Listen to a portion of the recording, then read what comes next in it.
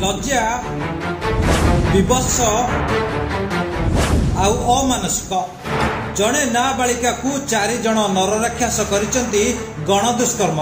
नाबालिका जनक चित्कार करथिले हेले 4 राक्षस रूपी युवक देहर भोक मेटाइबाकू जड़े पर जड़े दुष्कर्म कर चलते। आगे हाँ ये लोमो टांकुरा घटना घटी आदिवासी अधूषित अंचल। नाबालिका को 4 जन युवकंकर गण दुष्कर्म जाइथिले यात्रा देखिबाको किंतु होइगले दुष्कर्मर शिकार। नृशंस साजिले युवक नाबालिकांकर शरीर को खिनभिन कर देइथिले नर राक्षस।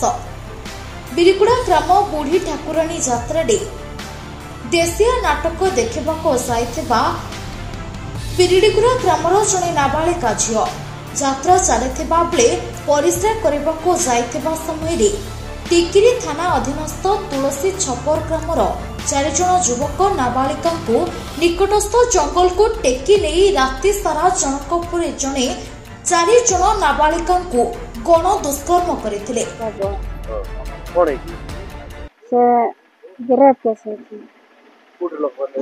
कर दिगरा से पिला माने को लिया गरा नाट देखो झीटी अचेत हेबा परे उज्जवल हेबा पूर्व 4 जन युवक सेठरू चली जाइथिले। झील चेता आसबा परे जंगल रु घर को फेरी गोटी गोटी करी सब कथा निज संपर्कीय को दुखर सहित पड़िथिला। रविवार दिन झील को धरी घर लोके लक्ष्मीपुर थाना रे एक लिखित अभियोग करथिले। लक्ष्मीपुर थाना अधिकारी सुगेनी साहू अभियोग को भित्ति करी एक गण दुष्कर्म मामला रुजु करी झील को प्राथमिक चिकित्सा कराइबा पई पठाइथिला एवं तुलसी छपर ग्राम को जाई 4 जन दुष्कर्मकारी युवक हेउछंती नागेश्वर माझी, सोनू माझी, अमीर माझी एवं देव माझी को लक्ष्मीपुर पुलिस गिरफ्त करिछि।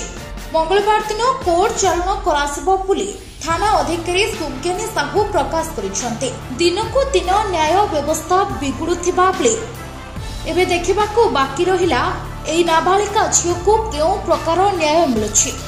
रिपोर्ट संभव टाइम्स।